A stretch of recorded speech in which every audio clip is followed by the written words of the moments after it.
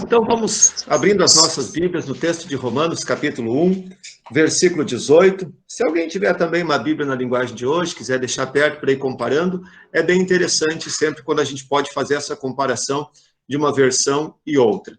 Às vezes, o simples fato de a gente ler numa outra versão, um versículo, a gente já consegue compreendê-lo, né? Então, quando você tiver, assim, a oportunidade de fazer leitura e estudo da Bíblia, que você puder ter à sua mão uma, duas ou até mais versões da Bíblia para você abrir uma do lado da outra e comparar, isso vai te trazer sempre uma riqueza de conhecimento e de compreensão, né? A RA, que é a Bíblia Revista e Atualizada, ou então a gente chama de Almeida, ou então de Bíblia Tradicional, é uma excelente tradução da Bíblia, mas ela tem uma linguagem, às vezes, um pouco difícil da gente compreender. Especialmente alguns vocábulos, né? Algumas palavras que a gente lê e não sabe o significado. Então, também se a gente consulta um dicionário, fica fácil, às vezes, de compreender um texto. E hoje em dia a gente nem precisa ter um dicionário físico, um livro, basta a gente ter um celular plugado na internet, né? Um computador, e a gente vai ali, digita a palavra, já encontra o significado. Isso é uma dica prática para quando a gente está estudando a nossa Bíblia. Hoje nós vamos ler o texto, nós estamos estudando a carta de Romanos, começamos há 2 semanas, e hoje nós vamos fazer a leitura de Romanos capítulo 1, versículo 18, até o final do capítulo 1, até o versículo 32.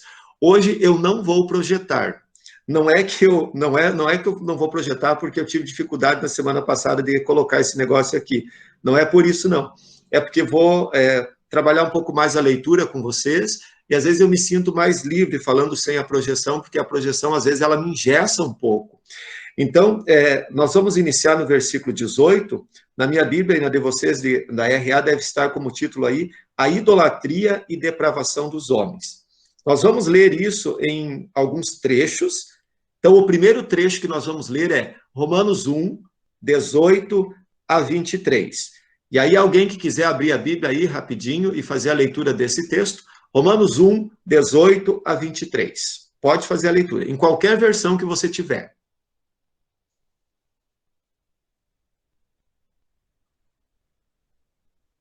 Eu leio. Por favor. A ira de Deus se revela do céu contra toda impiedade e perversão dos homens que detêm a verdade pela injustiça. Porquanto que Deus se pode conhecer e manifesto entre eles, porque Deus lhe manifestou. Porque os atributos invisíveis de Deus, assim, o seu eterno poder, como também a sua própria divindade, claramente se reconhecem desde o princípio do mundo, sendo percebidos por meio das coisas que foram criadas. Tais homens são, por isso, indesculpáveis. Porquanto, tendo conhecimento de Deus, não o glorificaram como Deus, nem lhe deram graças, antes se tornaram nulos em seus próprios raciocínios, obscurecendo-lhes o coração insensato. Inculcando-se por sábios, tornaram-se loucos, e mudaram a glória do Deus incorruptível em semelhança da imagem de homem corruptível, bem como de aves, quadrúpedes e répteis. Muito obrigado. Bom, vocês já podem observar que por essa leitura que a Márcia acabou de fazer, fala muito sobre idolatria nesse texto. Romanos é uma carta importantíssima, escrita pelo apóstolo Paulo e dirigida, num primeiro momento, para os cristãos que habitavam a cidade de Roma, a capital do Império Romano na época. Paulo não foi aquele que fundou a igreja de Roma, só recapitulando, e também nunca tinha estado em Roma quando escreveu esta carta. Ele escreveu a carta baseando-se naquilo que ele ouvia falar. Por ser Roma a capital do império, então as notícias de lá saíam e se propagavam com muita rapidez e com muita fluidez. O texto que está em estudo hoje, a partir do versículo 18, ele começa dizendo que a ira de Deus, ela se revela do céu. É interessante quando a gente reflete um pouco sobre a ira de Deus, né? A ira de Deus, ela tem algumas diferenças em determinados momentos na Bíblia. Por exemplo, quando a gente olha para o Antigo Testamento e a gente vê a ira de Deus se manifestando, é muito comum que a ira de Deus se manifeste em situações ocasionais. Situações, por exemplo, quando o povo cometia um determinado ato de idolatria e Deus lhes dirigia imediatamente uma punição explícita por aquilo que eles haviam cometido. De tempos em tempos, Deus suscitava um profeta, e esse profeta se levantava com uma notícia de arrependimento, e quando isso não acontecia, também um manifesto da ira de Deus. Quando a gente olha para o Novo Testamento, e nas cartas de Paulo, por exemplo, aparece muito pouco a palavra ira, né? A palavra ira, referindo-se a Deus, aqui no Novo Testamento, ela vai aparecer basicamente na carta aqui de Romanos, de Efésios, e também num texto de Colossenses, capítulo 3, versículo 6.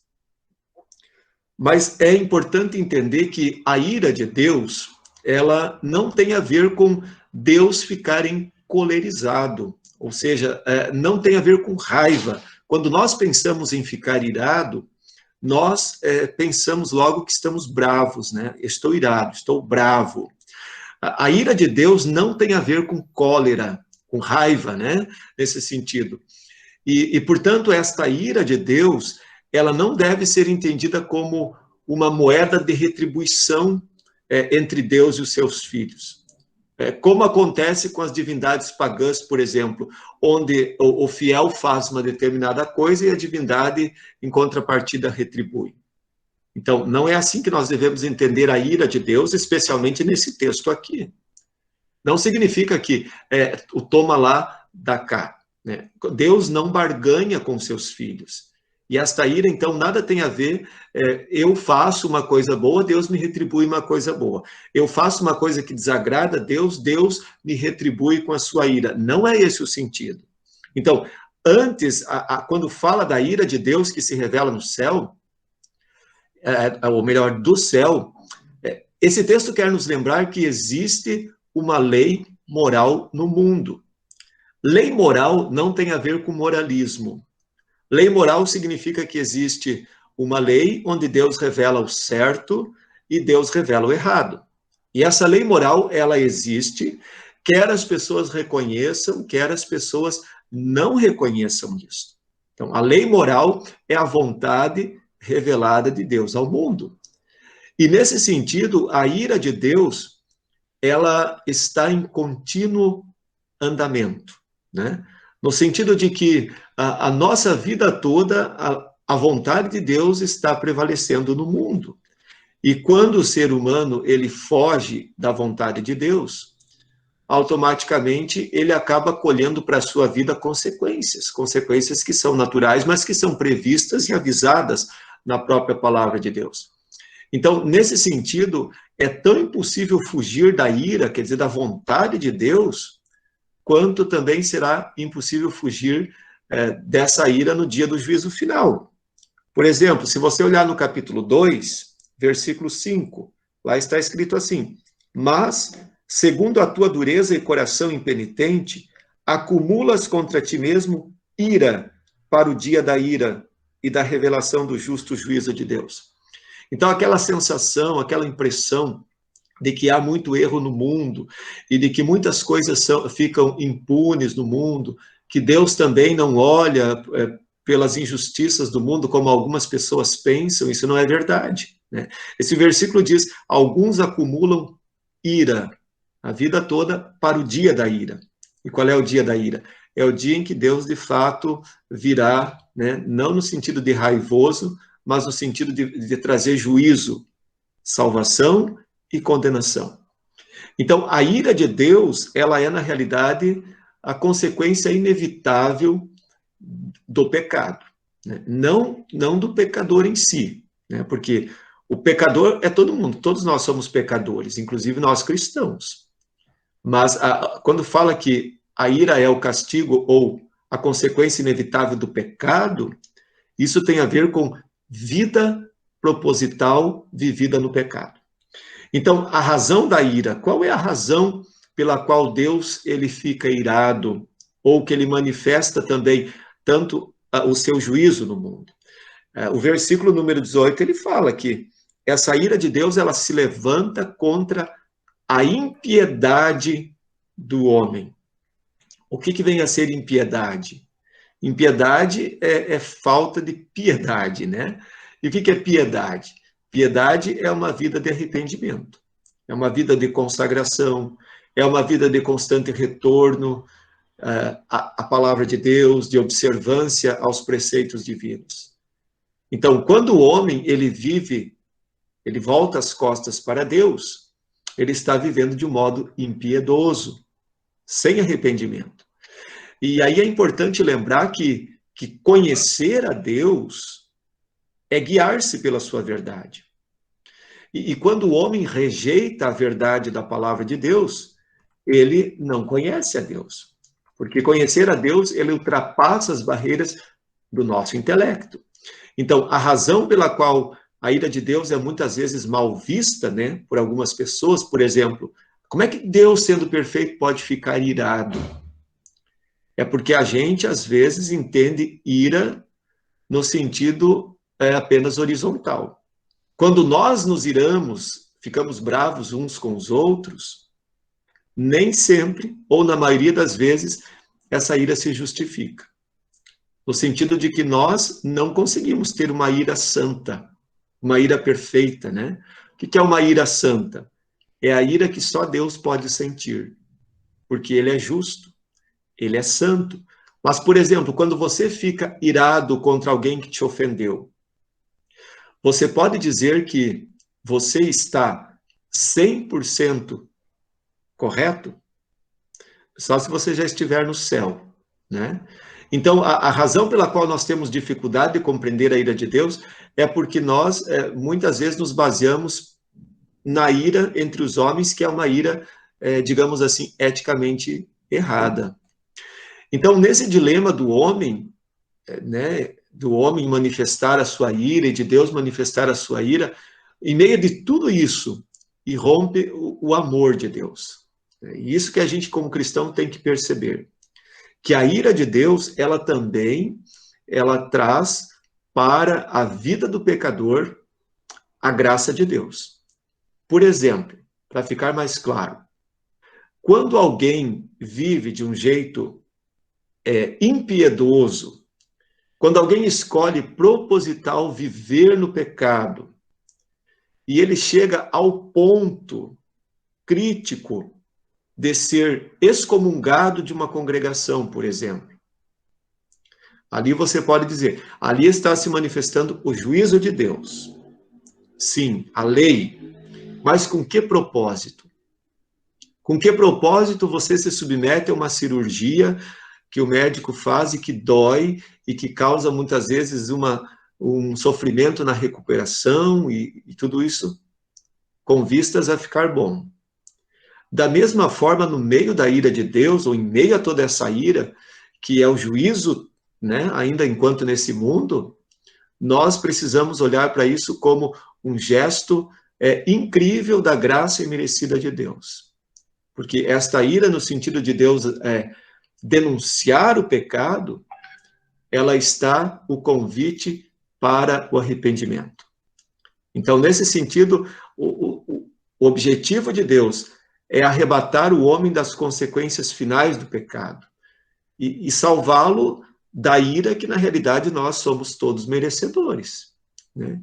Escapar da ira de Deus é uma dádiva de Deus, porque é uma graça para aqueles que depositam a sua verdadeira confiança no Senhor.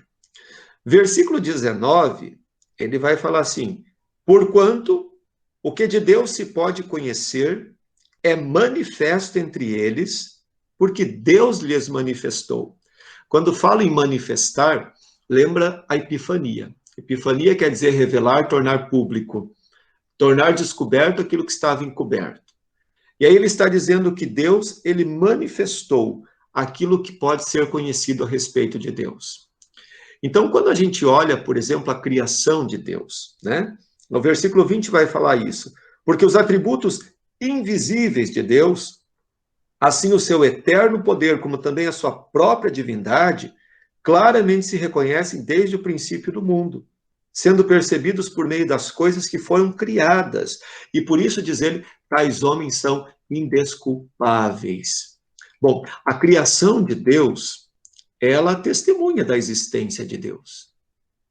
Quando você observa as obras grandiosas, ou não grande no tamanho, mas grandiosas na perfeição e tão perfeitas, o ser humano ele é automaticamente levado a pensar na existência de um ser supremo, de um ser maior.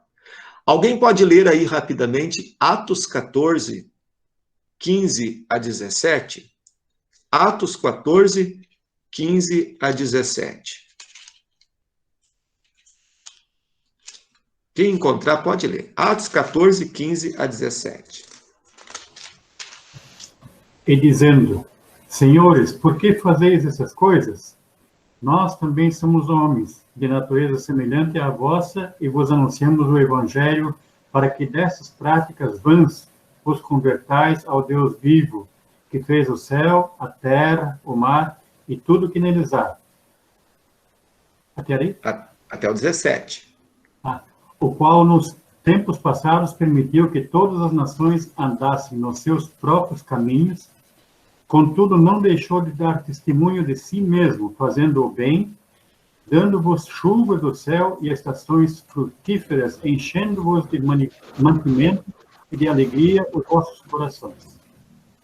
Muito bem. Versículo 17, especialmente, diz que Deus não deixou de dar testemunho dele mesmo, fazendo as chuvas caírem dos céus e as estações também frutificarem devidamente. Então, quando a gente olha para essa harmonia da natureza e para essas coisas tão perfeitas que Deus criou, Paulo está dizendo ali, olha, tanto os atributos invisíveis do poder de Deus, coisas que a gente não vê, mas que Deus manifesta no mundo, através do seu poder e do pleno funcionamento harmonioso da sua criação, isto dá testemunho. E por isso ele vai dizer, tais homens são indesculpáveis, no sentido de dizer que não sabem que existe alguém superior a eles. E aí eu quero ler para vocês uma citação a respeito disso, que escreveu Tertuliano. Tertuliano foi um teólogo da igreja primitiva, lá do tempo do Novo Testamento, né? E escrevendo a respeito disso, Tertuliano dá o seguinte testemunho. Ele diz assim, não foi a pena de Moisés, pena quer dizer caneta, né? A gente pode transferir por caneta, então eu vou ler assim. Não foi a caneta de Moisés que iniciou o conhecimento do Criador. A grande maioria da humanidade, embora nunca tenha ouvido o nome de Moisés, muito menos tenha lido seus livros, não conhecem por essa razão menos o Deus de Moisés. A natureza, disse Tertuliano, é a professora e a alma é o aluno. Uma flor do mato, ainda que não seja uma flor dos prados, uma concha de qualquer mar, ainda que não seja uma pérola do Mar Vermelho, a pena de uma ave, por mais que não seja a pena de um pavão, acaso falarão de um pobre criador? Interessante esse questionamento, né? Ele diz, ainda que seja uma coisa tão simples, ainda que seja a pena de um passarinho, por acaso elas falarão ou darão testemunho que o Criador delas é uma pobre e simples criatura como eu? Basta você pensar assim naquela flor do mato, né? Pensa naquela flor mais feinha lá do barranco. Não existe flor feia, né? Aquela mais simplesinha. Você é capaz de criar uma flor daquela? É óbvio que não, né? Então, por isso ele está dizendo, colocando esse sentido. O Deus invisível, ele na realidade se torna visível em suas obras. Agora, uma coisa interessante que a gente precisa frisar é que, embora a obra grandiosa de Deus, ela me dê testemunho da existência de um ser maior, ela não me revela quem é esse ser. Por isso, eu preciso buscar, eu preciso conhecê-lo aonde ele se revela. Do lugar aonde esse ser se revela é na sua palavra revelada, a Escritura Sagrada.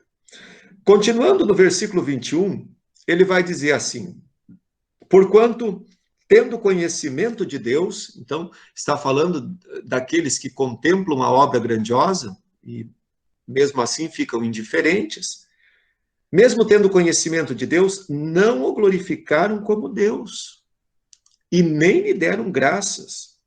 Antes, diz ele, se tornaram nulos em seus próprios raciocínios, obscurecendo-lhes o coração insensato. Inculcando-se por sábios, no versículo 22, tornaram-se loucos e mudaram a glória de Deus incorruptível em semelhança da imagem de homem corruptível, bem como de aves, quadrúpedes e répteis. Paulo vai falar agora da insensatez humana. A insensatez, ela é a falta de sabedoria, a falta de prudência, a falta de sabedoria, de conhecimento. Então, a insensatez humana, ele está dizendo assim, não, por causa dessa insensatez, não glorificaram a Deus. Né? O seu coração tornou-se insensato. E aí, em que é que consiste essa insensatez da qual Paulo está falando aqui no versículo 21, principalmente? O pecador é insensato, vai dizer Paulo, primeiro porque ele faz das suas ideias, das suas opiniões e das suas especulações a medida e a lei da vida em lugar da vontade de Deus. Então, quando o homem coloca as suas imaginações, os seus pensamentos, as suas opiniões em lugar da vontade de Deus, ali está um insensato, de acordo com o apóstolo Paulo. E aí vamos trazer isso para os nossos dias, isso é muito forte na nossa cultura. Quando muita gente imprime a sua opinião sobre a palavra, a sua opinião sobre a vontade de Deus. A Bíblia diz que a vontade de Deus é uma vontade revelada para ontem, hoje e eternamente. Você já deve ter lido isso em Hebreus. Mas algumas pessoas insistem em dizer não. Eu prefiro olhar para a Bíblia apenas como um livro de uma conjuntura cultural. Ou mais ou menos como a definição de história, que é o estudo do homem no tempo e no espaço. Alguns olham a Bíblia desse jeito. Não, a Bíblia é um livro de cultura para um determinado tempo e um determinado espaço. Hoje, a vontade da Bíblia, nós precisamos adaptar para os nossos dias. O que é isso? Isso é uma insensatez. Porque é amoldar o pensamento da Bíblia, ou a vontade revelada de Deus, às nossas ideias, às nossas opiniões. Então, a insensatez do pecador, ela consiste nada mais, nada menos em fazer do homem o senhor de todas as coisas. É o homem que acha suas normas em suas próprias convicções, e não na lei de Deus. E por que isso? Porque ele preferiu olhar para dentro de si mesmo, em vez de olhar para Deus. Então, viveu em um universo que é centrado em si mesmo. E em lugar de olhar para Cristo no centro, coloca o próprio ser humano no centro. E aí eu queria convidar vocês a fazerem um pensamento crítico, inclusive a respeito de muitas músicas do universo gospel que são cantadas, ou de muitas pregações, quando muitas vezes tira-se Cristo do centro e coloca o ser humano com as suas lutas, coloca o ser humano com as suas batalhas, coloca o ser humano com as suas vitórias e assim por diante. Então, quando isso acontece, em vez de caminhar olhando para Deus, o homem caminha olhando e voltando seu olhar para si próprio. E como qualquer homem que não olha para onde vai, ele cai. Né? Isso é o que Paulo está dizendo aqui. Ao olharem para si, não perceberam.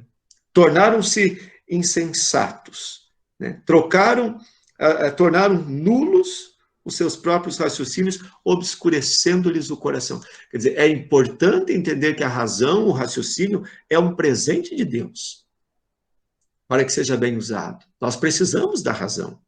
Inclusive, se nós estamos aqui fazendo um estudo bíblico, lendo a Bíblia e tentando compreender o que lemos, isso é também uma dádiva da nossa razão.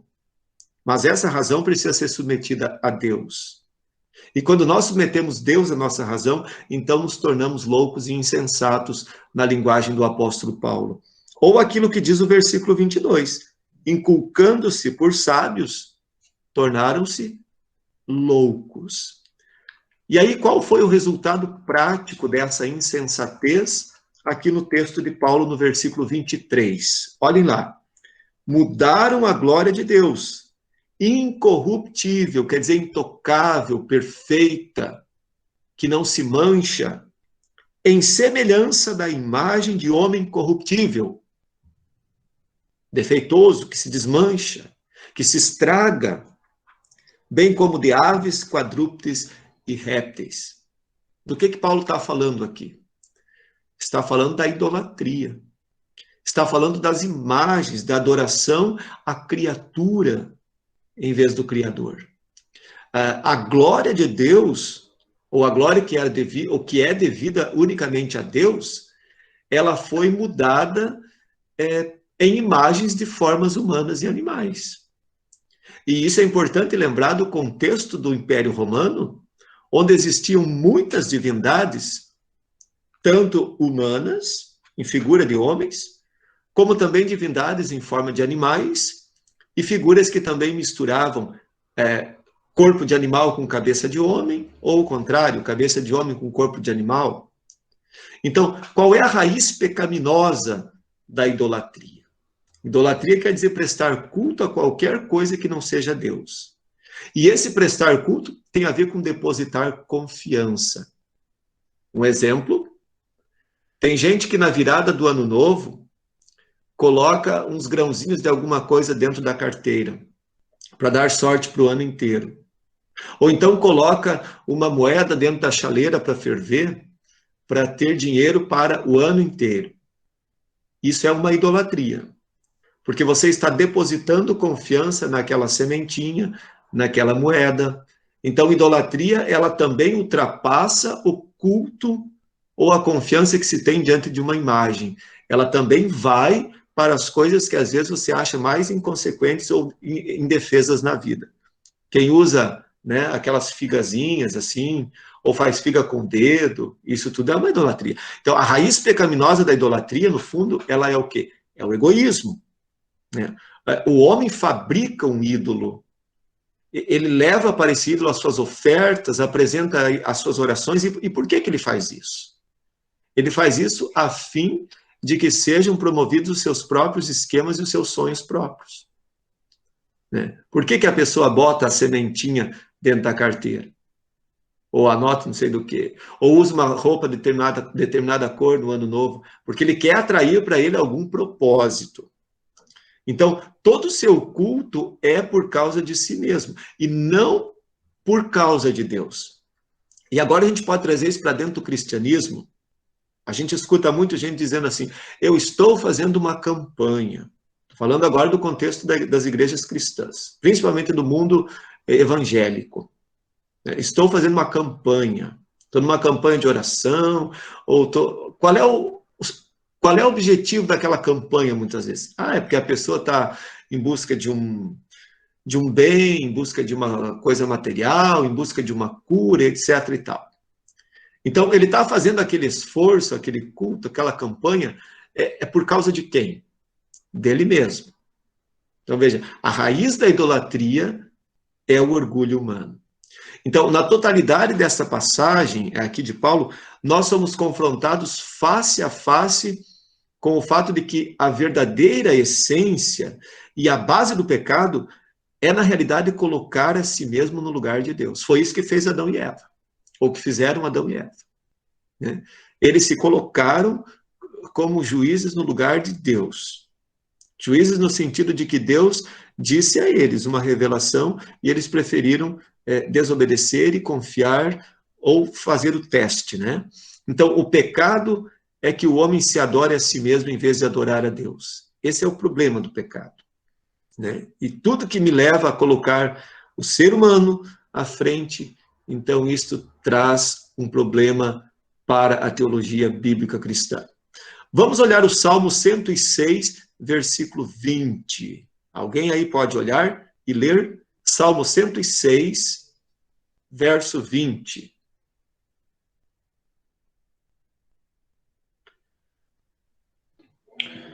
Com a sua palavra... esse é o 107. 106, 20. Isso. Trocaram a glória de Deus pela imagem de um animal que come capim. Trocaram a imagem de Deus por a de um animal que come capim. O salmo todo, ali na sequência anterior, no anterior desse versículo, está descrevendo uma situação de idolatria do povo de Israel. E o povo de Israel foi campeão. Campeão no sentido de abandonar, de virar as costas para Deus. De buscar uma relação muito íntima com as divindades e com os ídolos. Então, é disso que Paulo está falando ali. Quando ele diz no versículo 23, mudaram a glória de Deus, que é incorruptível, e preferiram adorar as coisas corruptíveis, aquelas que são aqui da terra. Versículo 24, ele vai agora falar de uma consequência disso. Ele diz assim, por isso Deus entregou tais homens à imundícia, pelas concupiscências do seu próprio coração, para desonrarem o próprio corpo entre si. Algumas versões da Bíblia, elas vão trazer isso, Deus abandonou. E se vocês olharem, isso vai se repetir no versículo 26, quando fala que Deus os entregou às paixões infames, e depois também no versículo 28, quando Deus os entregou a uma disposição mental reprovável. Como é que a gente vai entender que Deus, ele me abandona, ele entrega? Será que Deus, ele abre mão assim tão facilmente? No sentido de entregar de bandeja, como está dizendo ali, né, no versículo 24, Deus entregou tais homens à imundícia. Bom, ser abandonado por Deus, vamos compreender bem isso. Ser abandonado por Deus é uma escolha humana. Nós não temos participação para sermos escolhidos por Deus. Deus nos escolhe, Deus nos chama, Deus nos leva à fé. Mas agora, ele não nos abandona de uma forma ativa. Ser abandonado por Deus é uma escolha que o ser humano faz. Alguém lê aí Efésios 4, 17 a 19. Efésios capítulo 4, versículo 17 a 19. É um pouco para frente. Efésios 4, 17 a 19. Quem achar pode ler. Portanto, em nome do Senhor, eu digo e insisto no seguinte: não vivam mais como os pagãos, pois os pensamentos deles não têm valor, e a mente deles está na escuridão. Eles não têm parte na vida de Deus, porque são completamente ignorantes e teimosos. Eles perderam toda a vergonha e se entregaram totalmente aos vícios. Eles não têm nenhum controle e fazem todo tipo de coisas indecentes. Muito obrigado. O versículo 18, especialmente, ele vai dizer que se entregaram à ignorância por causa da dureza do seu coração. Então, o abandono de Deus é um abandono desprovido de fúria. Quando a Bíblia fala ali, e Paulo fala no versículo 24, 26 e 28, que Deus entregou, e o sentido original é realmente abandonou, quando ele fala nesse abandono, é antes de qualquer outra coisa uma descrição da tristeza de Deus. Não tristeza no sentido que nós sentimos, porque essa nossa tristeza é uma tristeza falha, né? É uma tristeza muitas vezes egoísta, porque tem o pecado no meio. A tristeza de Deus, comparando, é como aquela tristeza do pai que vê o filho abandonando o lar. A parábola do filho pródigo, ela ilustra esse abandono. Você pode imaginar, o pai nada fez para tentar impedir o seu filho. E nesse sentido, quando alguém já disse que Deus é um cavalheiro, está certo, né? Deus se entristece, Deus chora por aqueles que lhe viram as costas. E esse é o sentido do abandono. Quer dizer, Deus não manipula ninguém. Deus não mexe os pauzinhos, né? Ele nos deixa livres para fazermos as nossas escolhas. Não é livre-arbítrio. Já expliquei isso para vocês que livre-arbítrio não existe, só Adão e Eva tiveram. Porque livre-arbítrio é poder escolher entre ser pecador e não ser pecador. E nós não temos essa possibilidade. Mas nós temos liberdade para fazermos as nossas escolhas. Então, a partir do momento que nós conhecemos a vontade revelada de Deus, e nós mesmo assim escolhemos deliberadamente viver no pecado, então o autor aos Hebreus vai falar, nenhum sacrifício resta por esses. lá no capítulo 10. Né? Esse é o famoso pecado contra o Espírito Santo. Então, o abandono de Deus é quando Deus ele se entristece por ver o seu filho que escolhe o lado do pecado e, na realidade, o abandona. Mas também é verdade que esse termo, Deus abandona, ele também descreve um certo juízo. Porque, observe bem, Deus é gracioso, mas a sua graça tem limites nessa vida. Por exemplo, qual é o limite final da graça de Deus na vida de uma pessoa? É o momento da sua morte. Até os minutos finais da vida de uma pessoa, há chance para o arrependimento. Mas a partir desse momento, não há mais nenhuma oportunidade de salvação. E aí, então, esse abandono, ele também pode se tornar um juízo eterno. Né? A pessoa que morre, abandona Deus e não é mais reconciliada com Deus, e morre desse jeito, ela vai colher para si o juízo da eternidade. Então, no sentido assim, quanto mais pecador for um homem, mais ele irá pecar. Como é que a gente pode entender isso? Às vezes alguém começa cometendo um pecado. Ele percebe que cometeu aquele pecado. E no começo, alguns determinados pecados que depois se tornam vícios, né? Eles são cometidos com certo estremecimento, digamos assim. Ainda existe aquele temor a Deus, mas com o passar do tempo, um pecado muitas vezes repetido, ele se torna como aquele ditado que diz assim, que uma mentira várias vezes repetida se torna aparentemente uma verdade. Então, quando você começa a pecar e continua, então, a consciência, sem tomar consciência daquele pecado, você acaba pecando continuamente e, com o passar do tempo, passa a não pensar mais com seriedade naquele pecado. E é assim que muita gente abandona Deus. Começa sorrateiramente. Né? É como abandonar um hábito, é muito fácil. O ser humano, ele é muito propenso a fugir das regras. Então, só que a verdade é que Deus não tolera o pecado, né? Deus não tolera ser zombado. Gálatas capítulo 6 fala que de Deus não se zomba. Eu queria que alguém abrisse a Bíblia e lesse Atos 7, 41 e 42. Atos 7, 41 a 42.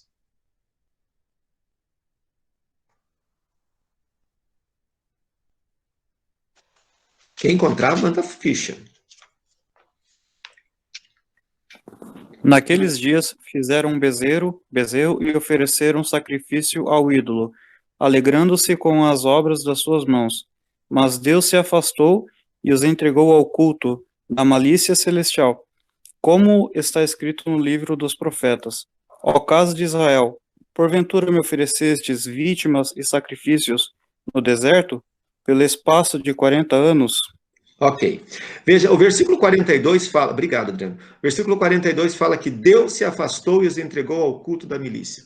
Bom, Deus se afastou e os entregou. Como é que a gente vai compreender isso, que Deus se afasta? Por uma questão muito simples. Deus não pode conviver com a escolha do pecado. Né? Deus se afasta no sentido... É como você compreender assim. Às vezes você tem um relacionamento, uma amizade muito forte com uma pessoa. E aquela pessoa começa a ter ideias completamente adversas, erradas, contrárias à palavra de Deus, e começa a fazer coisas que são ofensivas a Deus, e com o passar do tempo você chega à conclusão e diz assim, não, eu preciso me afastar, eu não posso conviver com isso, porque se eu convivo com isso, automaticamente eu também estou dando um voto de aprovação a esse estilo de vida, a essas escolhas e assim por diante. Então, o afastar-se de Deus tem mais ou menos aquela ideia do Mateus capítulo 18. É afastar-se, não no sentido de nunca mais quero papo, mas agora eu vou olhar para essa pessoa com outros olhos.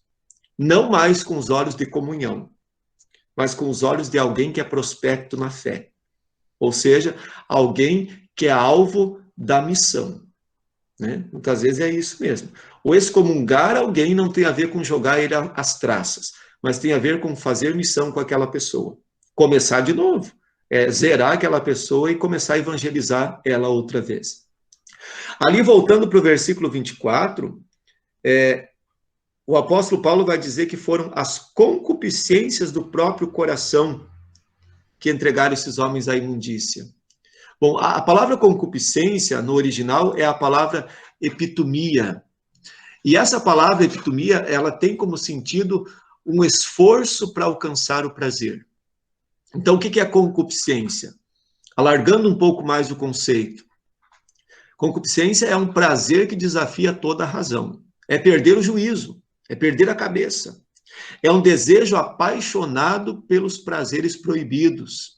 Esse é o conceito de Aristóteles, o antigo filósofo.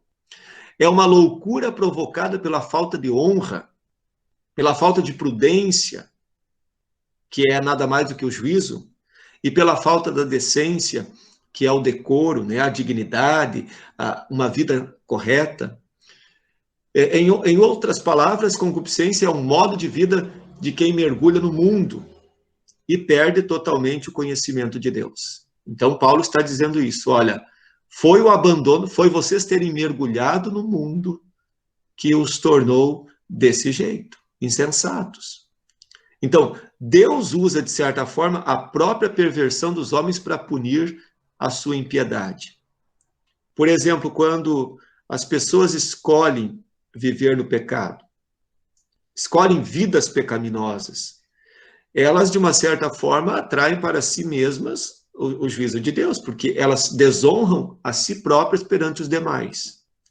Olhe, por exemplo, alguém que escolhe o caminho da prostituição. Ele mesmo atrai para si a punição, no sentido de que ele vai começar a ficar relegado. Então, tem uma frase de vocês já devem ter ouvido falar de um homem chamado C.S. Lewis, né? Alguns falam diferente o nome. C.S. Lewis, ele foi um poeta, ele nasceu na Irlanda, foi um escritor, foi um professor acadêmico, foi também um teólogo, mais para o final da vida, mas antes disso ele foi ateu durante 31 anos. E é um dos autores mais lidos entre os evangélicos, entre os cristãos. Então tem uma frase dele que diz assim: os perdidos, eles gozam para sempre da horrível liberdade que sempre pediram e, portanto, estão escravizados por si mesmos. Então tem gente que acha que viver livre é viver uma vida a bel prazer. Na realidade, são pessoas que são escravos, né? Porque liberdade fora de Cristo é uma escravidão. A pessoa é escrava de um vício, é escrava de um costume, é escrava sei lá do quê. Mas ela está enclausurada naquilo, ela não vive sem aquilo, né? Aquilo ali se torna a sua prisão, né? Ela não consegue viver sem fazer aquilo, sem praticar determinadas coisas que ela escolhe. Então, as escolhas que muitas vezes o ser humano chama de liberdade são, na realidade, uma prisão. Versículo 25, pois eles mudaram a verdade de Deus em mentira, adorando e servindo a criatura em lugar do Criador, o qual é bendito eternamente. O homem, antes de ser criado à imagem de Deus, ou o homem que antes havia sido criado à imagem de Deus, agora ele cria divindades à sua própria imagem. Então, veja que coisa contraditória. Lá no Jardim do Éden, quando Deus apresenta os animais, ele diz, olha, sujeitai todos os animais ao homem, né? Que o homem tenha domínio sobre todos os animais. E agora o que acontece? O homem inverte. Na sua sabedoria louca, ele coloca o culto aos animais. Então, os animais que deviam estar sujeitos, agora é o homem que se sujeita às criaturas. Então, a verdade de Deus é uma verdade diferente dos homens. O apóstolo Paulo vai falar em Coríntios que a verdade, a sabedoria de Deus é loucura para os homens. O pecado, na realidade, ele é sempre uma mentira. Porque o pecador, ele sempre pensa que a prática do seu pecado vai fazê-lo feliz.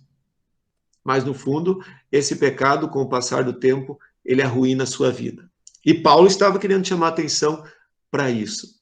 Não se assustem. Os 3 primeiros capítulos de Romanos são capítulos de pura lei. Você já deve ter percebido isso. São capítulos no qual Paulo pega pesado porque a situação era deplorável. E você já vai entender. Já falta 5 minutos para acabar o estudo, mas eu vou ainda falar algumas coisas que você vai entender a situação.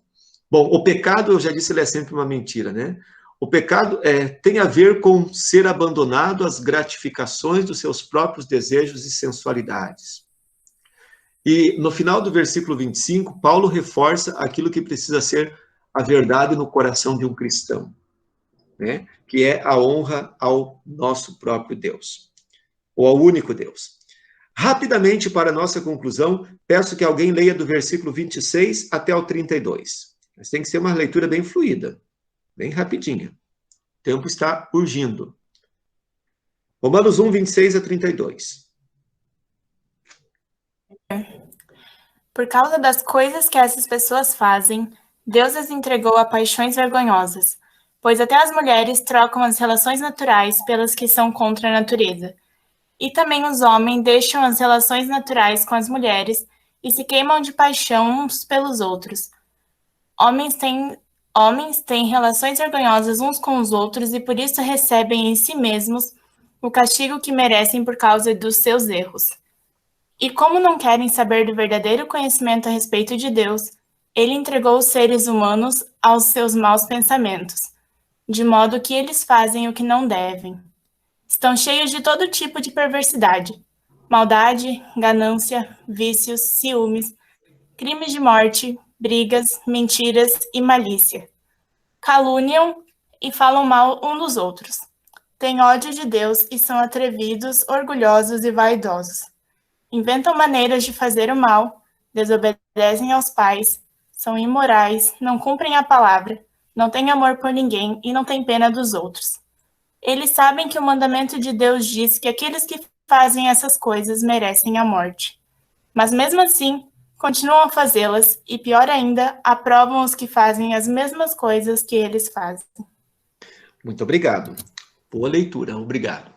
Bom, quando a gente lê um texto como esse que a Agatha acabou de ler, a gente tem uma impressão, pelo menos alguns, eu acredito, que estamos diante de um texto de algum moralista histérico que deve ter pintado a situação do seu tempo com um certo exagero retórico. Se esse texto for lido hoje, né, e ele é lido, né, principalmente nas igrejas, as pessoas do nosso contexto vão dizer, mas que texto moralista! Esse texto foi escrito por alguém que exagerou, né? Alguém que pintou demais, as coisas que ele descreve são coisas tão corriqueiras, são coisas tão, hoje, normais do mundo. Será que Paulo estava exagerando no discurso do seu tempo? Será que Paulo estava fantasiando as coisas? Bom, eu busquei alguns exemplos na história daquele tempo. Por exemplo, existia um homem no ano 56 depois de Cristo chamado Tácito. Ele era um historiador do Império Romano e ele descreveu um pouco sobre a situação do Império naquele tempo. Como é que viviam as pessoas? Escutem bem o que ele disse. Ele escreveu assim, ó, estou entrando na história de um período rico em desastres, nublado com guerras, esmigalhado por rebeliões, selvagem em suas próprias horas de paz. Tudo é um delírio de ódio e de terror. Os escravos são subornados para atrair os seus amos, os empregados aos seus patrões. E aquele que não tem inimigos é destruído pelos seus próprios amigos. Veja que situação deplorável. Isso ele está falando do tempo, do contexto que envolve o livro da Epístola de Romanos.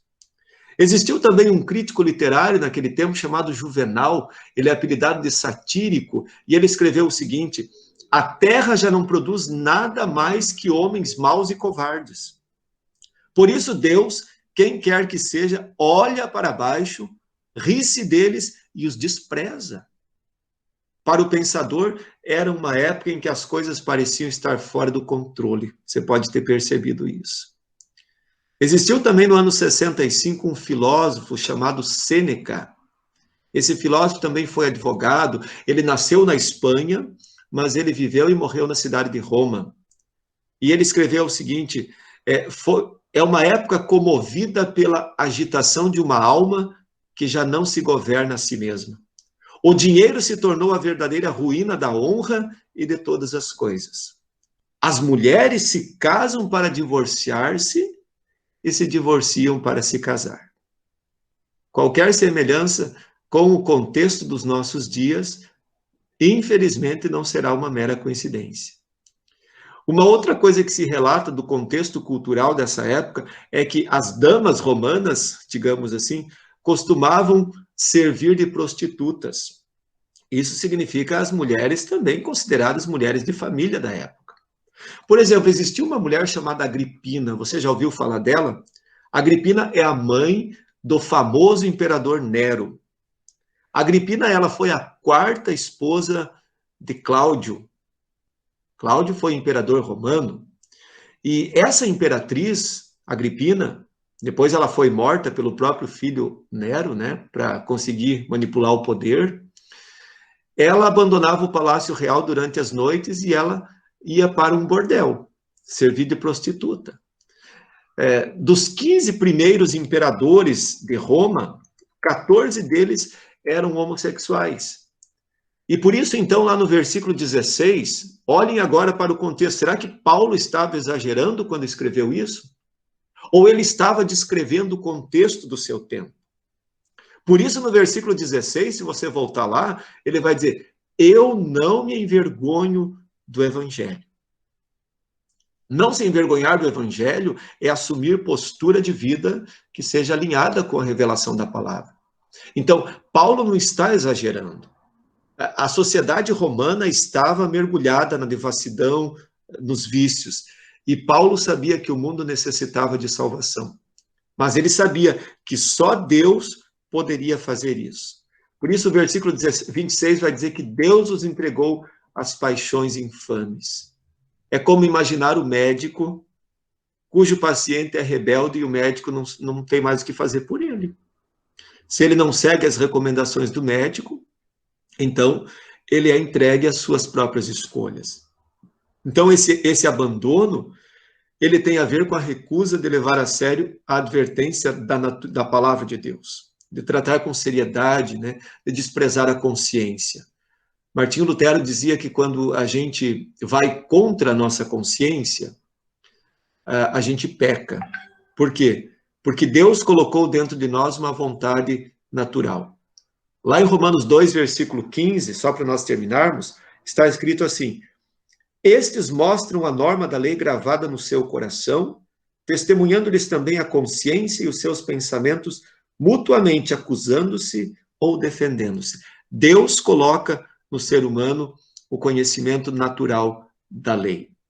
Bom, de uma forma bem rápida, bem resumida, o nosso estudo de hoje, então, era isso, né? O apóstolo Paulo, então, faz aqui uma brilhante defesa da vontade revelada de Deus e, ao mesmo tempo, um duro chamado para a vida com Deus e a vida na vontade revelada de Deus. A palavra está livre, vocês podem perguntar, ou podem reclamar, ou colaborar da maneira que quiserem. Se alguém tiver alguma participação a fazer, fique à vontade. Pastor? Sim, Joelma. Obrigada. O senhor sempre fala, o senhor tem falado, na verdade é uma sugestão já para dessa questão de não usar a Bíblia assim para o contexto que a gente quer, ou não usar nosso bel prazer, né? E tem aquele livro do Sumário da Vida Cristã, né, que a gente viu no e o primeiro capítulo fala das escrituras, né? E eu estudando lá para o curso, nossa, eu acho muito rico aquele capítulo, e eu acho que ele me ajudou muito assim a fazer esse exercício. E o senhor fala isso também nos estudos, né? Que a gente começa a ficar crítico assim com outras pregações, com as músicas, né? E de repente, para quando a gente terminar Romanos, como a gente está engatando os livros, não que isso seja ruim, mas de repente fazer uns resuminhos daquele capítulo, assim, para a gente entender, porque é muito esclarecedor aquele capítulo, assim. E a gente começa a pegar, assim, os tropeços, assim, de algumas pregações, e sabe, assim, não, mas espera aí, né? A gente começa a perceber que aquela interpretação que o falando, na verdade, é uma ideia dele, né? a gente começa assim a ficar, opa, mas como assim, né? É bem legal, assim, então achei. E como a gente percebe daí assim, que na verdade o senhor vai explicando, né? Porque daí a gente pode pensar, tá, mas o pastor também vem aqui e dá uma interpretação, mas é claro, a Bíblia interpreta a si mesmo. Então o senhor usa uma passagem aqui, outra passagem ali, né, para explicar isso aqui, claro, se falando do contexto histórico e tal.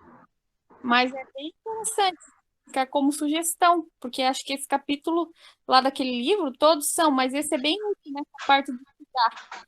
A gente começa a perceber exatamente assim, como às vezes vem uma interpretação da pessoa, né? Que não é da Bíblia, é da pessoa. E aquele capítulo é bem. E eu nem sou nada assim, né? Tipo, acho que vai ajudar todo mundo, né? Não, é impressionante, assim, como às vezes uma coisa assim, que é um capítulozinho de um livro, te dá uma abertura, assim, um esclarecimento muito grande, né? Então, só ficar a sugestão aí para. Obrigado, Joelma. O livro Sumário da Doutrina realmente é um livro bem legal, bem interessante. E isso que a Joelma coloca é uma questão, assim, bem bacana da gente pensar.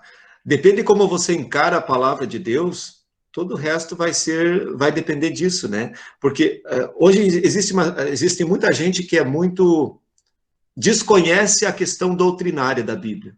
As pessoas conhecem muitos salmos de glorificação, salmos de vitória, versículos que são, muitas vezes a Bíblia tem sido muito mais usada como manual de autoajuda por muitas pessoas, né, do que a vontade revelada de Deus. E aí, então, é fundamental para um cristão. A gente vive um tempo onde as pessoas quase não conhecem mais a doutrina bíblica revelada na Escritura Sagrada. Então, isso é bem bacana e a sua sugestão, eu acho que ela é extremamente importante e válida. Obrigado, Joelma. Vamos anotar. Se mais alguém tiver aí alguma colaboração a fazer, fique à vontade. Então, se não há, quero agradecer mais uma vez a presença dos irmãos, estimular que vocês leiam para a semana que vem o capítulo 2 e vão lendo mais. Leiam a Epístola de Romanos, se vocês puderem, vão fazendo as leituras de vocês. A gente vai tentar agora dar uma acelerada no sentido de escolher alguns textos, porque não dá para a gente passar todos os capítulos assim, literalmente, senão a gente vai se prolongar muito para terminar o livro de Romanos, não que isso seja ruim, né, mas às vezes um objetivo muito longo pode desestimular. Então a gente vai escolher algumas perícopes, alguns pedaços, né? Vamos nos finalizando então. Lucas, você quer dirigir uma oração para terminar? Pode ser? Posso sim. Obrigado. Querido amado Deus e Pai, mais um momento queremos nos achegar a Ti, pedir em oração e agradecer por mais este momento de estudo, onde o Senhor nos conduziu e conduziu também o pastor para nos explicar e nos deixar ainda mais a par a Tua palavra. Muito obrigado também por nos revelar aquilo que é necessário para a nossa salvação e nos deixar muito claro que muitas pessoas usariam da sua palavra para se beneficiar, mas que a essas pessoas o Senhor é o único que irá irar-se contra elas no dia do juízo final. Muito obrigado também por você não ser um Deus raivoso, um Deus que guarda mágoas, mas um Deus que nos perdoa e que esquece os nossos pecados assim que nós nos arrependemos das nossas falhas e pedimos o teu perdão. Obrigado por apagar todos esses nossos pecados e por nos dar cada dia uma nova chance de viver conforme a Tua palavra nos orienta, guiados pelo Teu caminho e pela Tua luz. Ajuda-nos a viver de acordo com a Tua palavra, ajuda-nos a viver o Teu amor, tanto em nossa vida, como também na vida em comunidade e em comunhão com o próximo. Muito obrigado por tudo que o Senhor nos deste e continue nos protegendo durante toda a nossa vida. Em Teu nome nós pedimos e agradecemos. Amém. Amém. Muito obrigado, Lucas, obrigado pela presença de todo mundo que está aí. Lembrando que sábado que vem agora tem a programação especial de 27 anos do Grupo Alicerce e vai ser o primeiro culto presencial do sábado. Ainda tem alguns lugares, se alguém quiser se inscrever, pode depois dar o seu nome. Tá legal? Tenham todos uma noite bem feliz, bem abençoada.